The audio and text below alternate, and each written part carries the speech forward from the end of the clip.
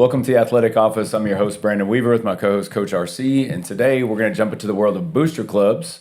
And so hopefully this will be enlightening to parents who want to be a part of booster club, to coaches who work with booster clubs, and student athletes. I mean, you get to see the fruits of all that labor that goes into booster clubs. So maybe they'll open your eyes into some of the things that are going on behind the scenes. But, the way we're going to break this up is we've been some places where you have one booster club for each sport.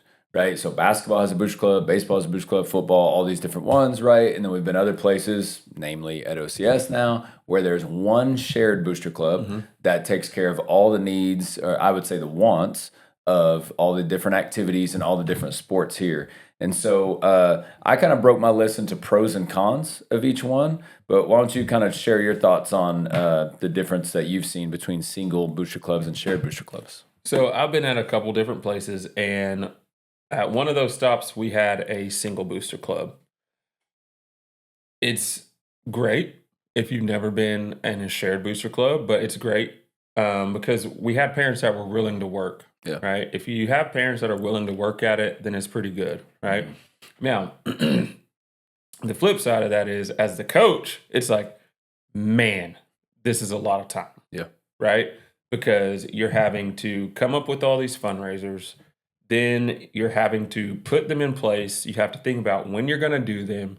You have to communicate with the booster club. You have to have these booster club meetings. You have to have the booster club board, if it's done the right way, right? You have your booster club board. So you're adding all these different layers in, right? Then you add in the fact that what happens if you have a player that plays multiple sports, right? So what happens if I have a player that plays football and baseball, right? Just say that. So he's going to do fundraisers for football because they have their own booster club. And then we're going to do fundraisers for baseball as well. And it's like, that kid is going to be like, I'm fundraisered out. Not only is he going to be, he's fundraisered out, his parents are going to be like, why are we doing so many of these? Right. So you kind of have that. Then I look at it with the single booster club of, what about your golf program who only has 10 guys? Then you look at your football program that has 70 dudes in it. And it's like, all right, the money that they're going to bring in is not going to be anywhere close to how much money they're going to bring in. So, like, I look at it as, like, equally dispersing the money in my head. Like, that's how it works, But, like, what if the golf wants to do this and this and this and this, but they've only brought in a certain amount of money in their booster club? Now, our golf program is going to feel like, oh, man, we're not as loved or as welcomed or as get the things that we want as much as the football program does because they have 70 kids and we only got 10. So that's kind of a little bit of a spill on the split ones. Then on shared, I love having a shared booster club because it makes it easy in my head as a coach of like, I don't got it. Well, that's good because that's what we got. Okay, you better like it. No, I don't got to do fundraisers. Okay, because we do have a good community here. We have a great community here, and they are willing to help. Whether that's with service and time, whether that's with donations, whether that's with putting together fundraisers and helping us do our 2 fundraisers that we do here in our booster club. But I really enjoy that, and with the shared booster club, it's unique because I didn't know anything about it until I came here. And then you were like, hey, listen, our booster club, we try to help get coaches what they want, and like, I kid you not. And this is a blessing to our school. I have been here and I probably spend a lot of money and I ask for a lot of stuff, but we got to talk about that. I know. Our booster club is like, it's never been like, no, we can't do that. Right. It might be like, hey, let's look at it for next month, or let's look at it for a little bit later in the school year. But it's never been like, nah, we ain't doing that. So that's one thing that I really do truly love about the shared booster club and the involvement that, and how it can almost cover more things than just that one sport. It can help with our drama department. It can help do certain things. It has done certain things like that, and you can do bigger projects with the shared booster club as well. So those are kind of my spiels on split and shared. I mean, let me just say, every school operates differently. Yes. Okay, right? So, some schools, it's individual booster clubs, some it's shared. Some don't even have booster clubs. And I actually want to get into that because we went to a conference where they talked about that a little bit. But it can be done well. Each one of these can be done well. It's not like, well, like we do a shared one here. Right. There's pros and cons to each, and it's just a matter of how do you want it set up? How much time do you want it taken for who?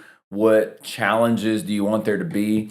And so let's just talk about single booster clubs. So if you have a booster club that's with your sport, normally you have a board of parents for that sport and they could be a variety of positions, right? President, vice president, treasurer, maybe a secretary or something like that. You might have a president that's a senior's parent, vice president that's a sophomore, junior, so they're ready to take over and all these things. Well, that's relationships that you have to manage, right? Right. So there's them as a parent for their kid, but then there's the relationship of how are they going to deal with now that I got to discipline their kid, or now their kid's maybe not playing as much, and those type of things. So that can be a tricky and difficult, and you need a very mature relationship with that.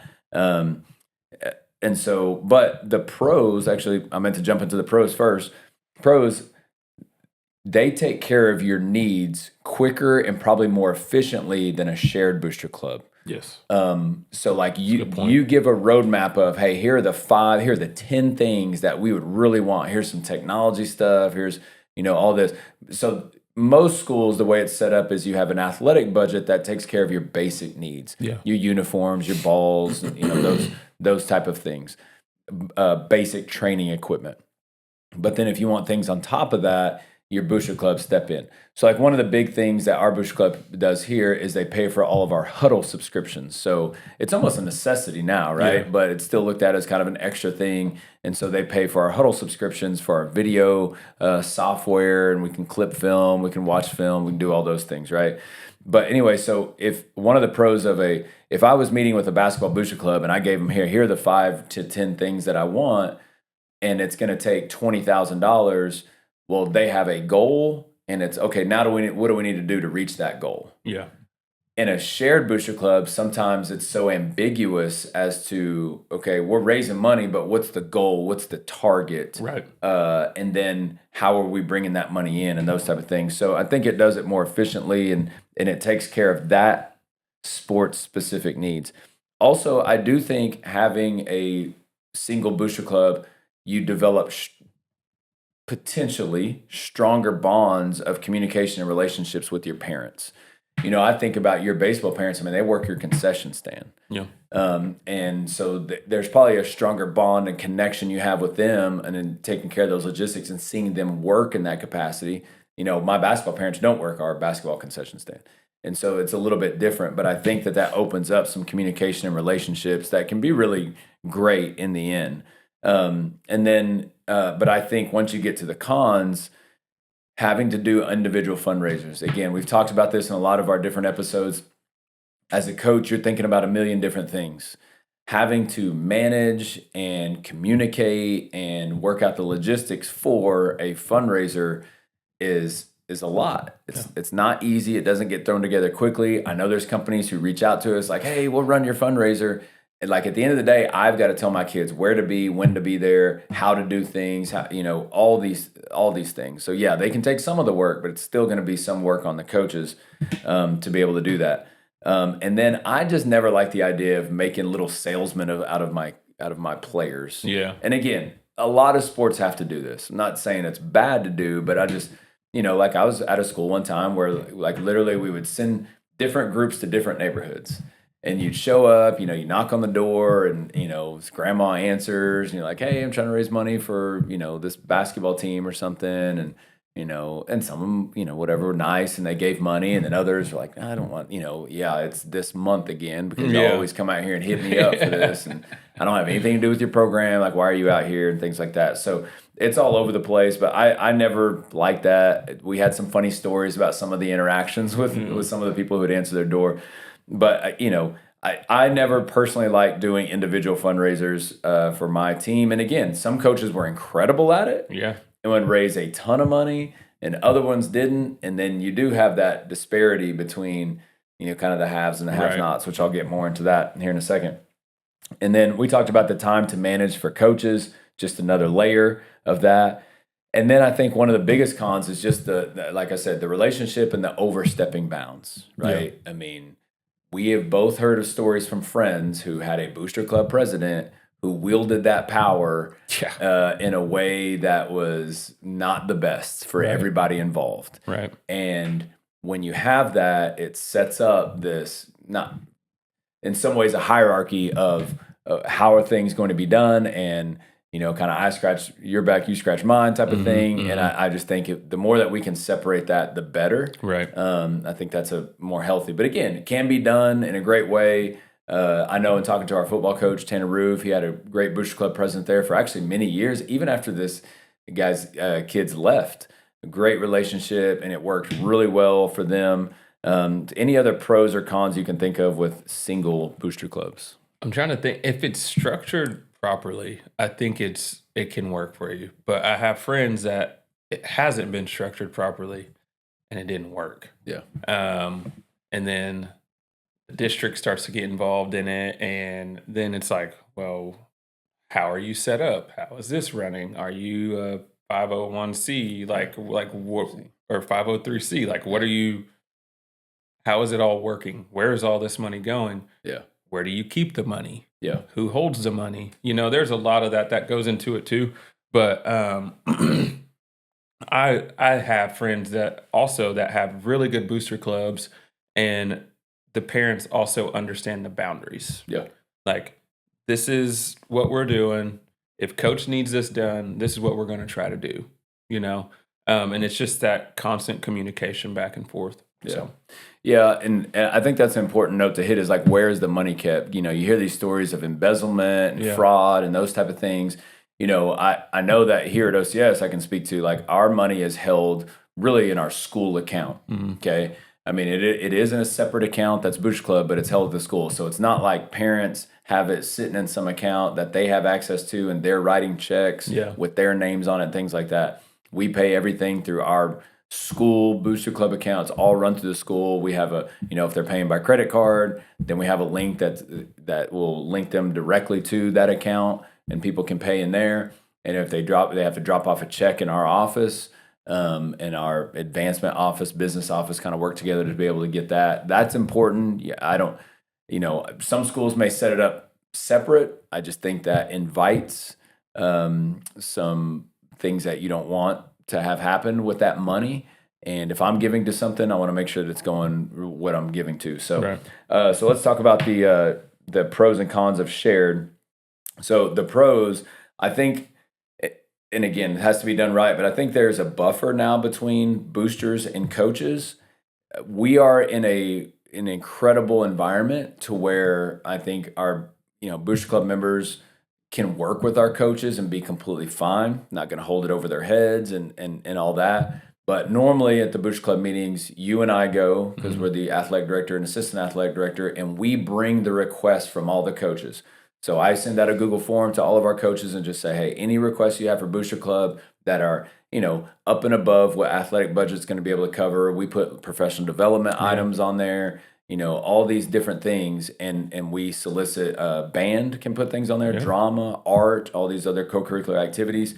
And so I take that information, put it into a spreadsheet, and I just bring the spreadsheet to the Booster Club meetings. And I'm like, hey, here's the things. Now, the tricky part with that is there's sometimes they have questions. Okay, can you explain really what this does? And I'm like, I don't know. So then we may invite a coach in, and I think we need to do more of that, inviting a coach in, and so that they get to know each other. And because the guys that are on our Booster Club are incredible. Yeah, they are. And they want to help wherever they can, and they don't, like I said, overstep bounds and things like that. But if there was an issue like that, I can kind of speak to that, shut it down, set that boundary, and just say, look, we're not going to do that. Or, if something were to come up like, well, they didn't nominate my kid for this award, or they didn't play my kid enough, or whatever. It's just like, well, like, this is a Booster Club meeting. We're not talking about that at a Booster Club meeting. So.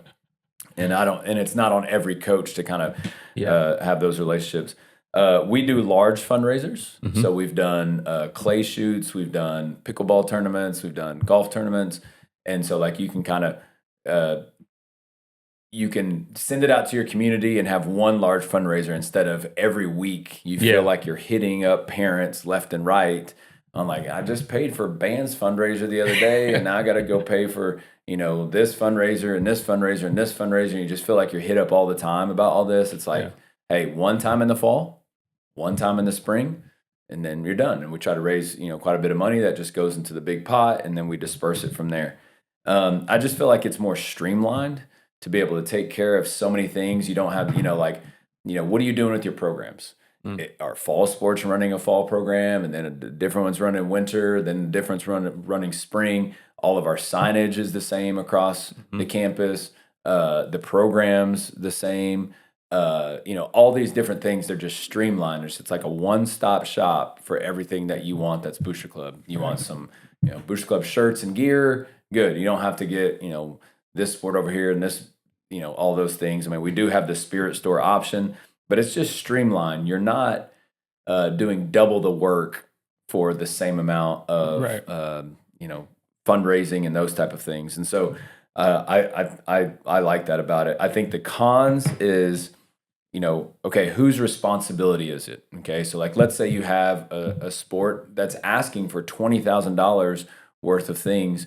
Is it like, well, that they're again, we don't necessarily worry about this, and it all kind of works out. But it's like, well, are we going to track? Are those parents giving $20,000 of that? You brought up the whole disparity between like football and golf, which I think is a good point. And just to be able to add some more context of it, it's like, in football, you may have more needs serving 70 people than you're going to have serving 10 people in golf. Football, well, both of them are very equipment heavy sports. Yeah. But I will say in golf, it's more, those kids are paying for their own golf equipment, right? The school's not supplying that. Right. Same thing with, I'm assuming, like a bat, right? Yeah. Like those kids are buying their own bats. Whereas in football, the school is providing helmets and shoulder pads and, jerseys, uniforms, all those things. And so there is some disparity in those sports. But at the same time, that sport's probably bringing in more as well, comparatively, right? Yeah. Now, my first few years here, I was just a coach. I was not an athletic director. And so, like, we were redoing locker rooms. We were, it was like, okay, what do we need to do? Now I'm 11 years into this.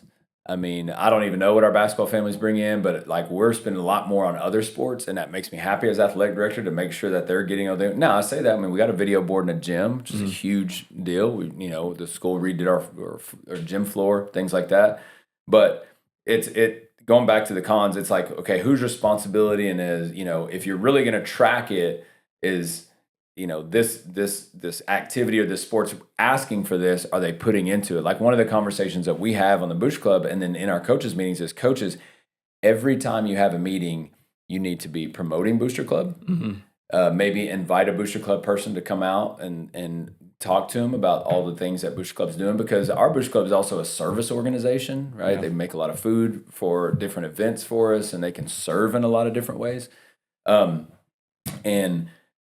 Just to let people know, because, if you're going to be asking for money for the Booster Club, you want to also be putting it out there in front of your parents to let them know how they can get involved, and also to give a roadmap, right? At my parent meeting, I may say, hey, here are 5 big projects we'd love to do.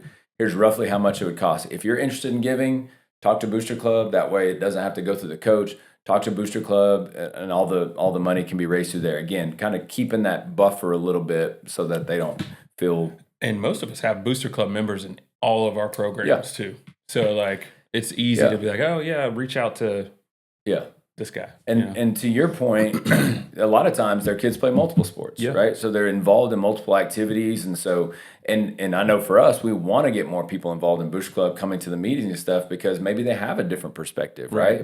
If a tennis dad's showing up and they're saying, hey, tennis, really needing this, they have that perspective of what it looks like in that sport, right? And then, just getting lost in the shuffle, which kind of encapsulates all that we've already talked about, and then certain sports and activities getting more or less, things like that. It can also maybe sometimes Booster Club members feel disconnected because of that buffer. Like, man, I would like to, get to know the coach, and what can I do, what can we do for them and things like that. But it just stays away from this, I scratch your back, you scratch mine kind of thing. And again, I've been here 11 years, 9 years as AD. It's been a very fruitful relationship, but also a very healthy relationship. And I've always thought to myself, like, what am I going to do if and when somebody oversteps that bounds? Like, well, I give this, that's a conversation that we're going to have at that time. At the end of the day, I'd rather have less money and healthier relationships and coaches be able to do their jobs. But if you can get both, right? If you can fundraise and people serve and all those things, and coaches can do their jobs and not feel like the shadows overcasted on them, I think that's the kind of the best of both worlds. I agree with that. So let's talk about the idea of not having a booster club. What'd you think about that? So that was the craziest thing I've ever heard. Like, cause I'm thinking about it to myself, and I'm like, man, we're at this this conference, and I'm like, he says we don't have a booster club. Yeah. And well, he actually said they did. They did, and they took it away. And I'm like, oh, I got 1,000 questions. Yeah, what happened? Yeah. Like, how did this? How does it? Where's all the money? Like, where's your money? Like, how are you bringing this? Who do you have serving? Like, what are we? Yeah. So honestly, I don't know what we would do like without our booster club in a lot of ways. With a lot, I know just in baseball, the stuff that I've asked booster club for, I'm like, this is sweet. That they can be able to do that for our school. Like, you take that away, I'm like, Weaver, bro, like, we're gonna have to figure that out. I need this, and stuff like that. But I don't even know what it would be like not to have one. It's kind of weird to think about. Yeah, even more than just in this particular school, people were overstepping bounds. Yes. That's kind of what I gained from that, right? They were wielding power to, it's like they're not a school employee, but they were making decisions that were impacting the school. And it's like, listen, you haven't been hired to be able to do that here.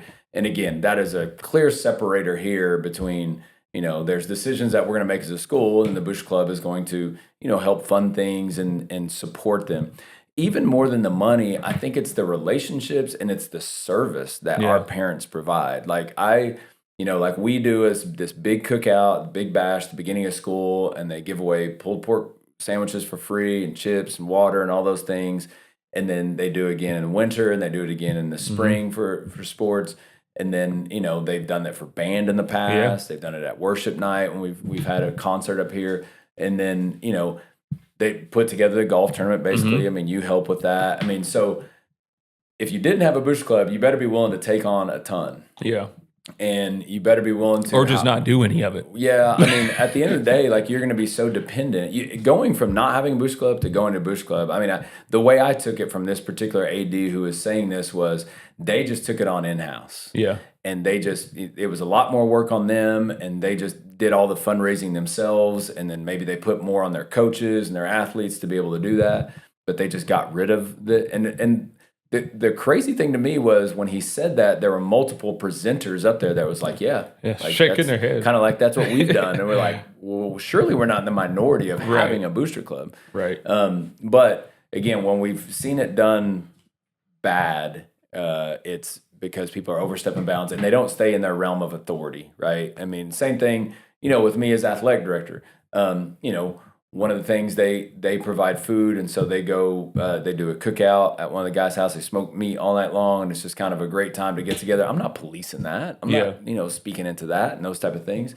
And they wanted to order some shirts, to be able to do that. I'm like, that's great. That's going to build camaraderie. I mean, it's I feel like the not to paint this pie in the sky picture, but our booster club just has the right mindset about it. Right. In that they want to support the school and what's being done. They want to serve. They want to help out where they can. They want to be involved in their kids' lives, and but they're not going to overstep bounds. They're not going to ever say, well, I'm the booster club this or that, or I'm going to give this money with the expectation that this be done. And hopefully that will always continue. But I mean, like I said, got no Buddy Garrity's running around. I've seen some different, even families kind of roll through here. And one of the things, so Brandon Sage is our current Booster Club president, And this past year, he started bringing back former Booster Club members to kind of talk about what was the heart of Booster Club when it was much smaller and was able to, was just getting started and everything. And it was such an impactful thing, I think, to our Booster Club members. And so that's something I think, because by nature, Booster Clubs are always like, what's next? What's next? What's next? And I think it's always good to kind of reflect on, man, look where we're at. Yeah, look what all's been done. Yeah. I mean, just in our time here, it's incredible, the way that they've been able to impact our school and everything. So, but at the end of the day, as a coach, you have to step into whatever situation you're presented with, okay?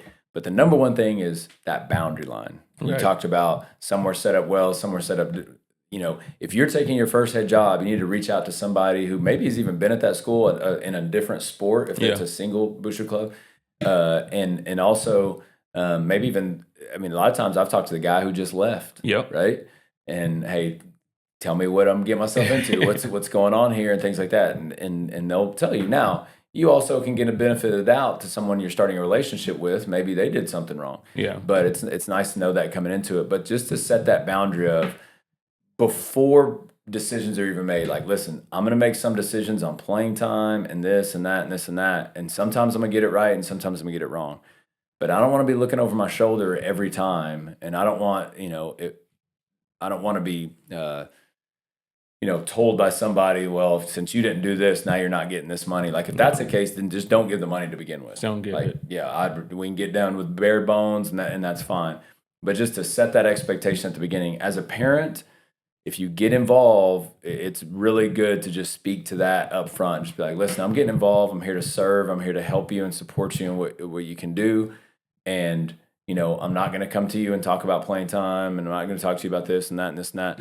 And, if it ever does come to that and I need to step aside, then that's fine. And here's the reasons. And then, as a student athlete, you're just kind of seeing the fruits of, man, this is some cool stuff that we're getting right here, So I just wanted to speak to each one of those roles. So any other guidance you would give them? No, as a new coach, reach out to the people that were there before you. It could be good. It could be bad. You just have your head on you the right way of all right, take what you can from him. Because I know when I went into a situation and I was going to a different school and I was becoming a head coach, I talked to the coach that was there. He was like, hey, this guy's going to be the Booster Club president. This guy's the VP. They already did it. Here's what you need to know, And he told me, and he was pretty spot on about all of it, and this dude to do this dude to do this dude to do that. And if it's not set up like that, or if you're going into a new position and you're like, hey, I want to start a Booster Club, reach out to other coaches that have done that before, because I know some schools have went from shared to single Booster Clubs. And just because of all right, one sport's getting more than the other, they felt like, so I've seen that happen. But as a new coach, just reach out, use your resources, and a subtle plug to our parents here that are Booster Club members or not Booster Club members. If you're not a member, that is an easy way for you to get connected with our community. Our Booster Club dads are awesome. They're trying to reach out to more elementary parents to get them more involved too. Don't be afraid to come up, because the stuff that we're working on and talking about now, your kids are going to reap the benefits of that if you're an elementary parent or a middle school parent. So, and if they're playing football or wrestling right now, they get the benefits right now. Being able to use those facilities and everything. So, it's important to understand what you're getting yourself into, and it can be a great thing. You need the right people and the right seats on the bus, just like we do on our teams, and you can do incredible things with Booster Clubs. But we've definitely heard a lot of stories about it being done wrong, and really in some cases even pushed coaches out like that. It's not worth dealing with in times like this. And so, I think we've covered it all with single and shared Booster Clubs. All right. Thanks everybody for listening to this one. Don't forget to post your comments, questions down below. If you have anything you want to tell us about or reach out to us about, you can do that at theathleticsoffice@gmail.com. Thanks.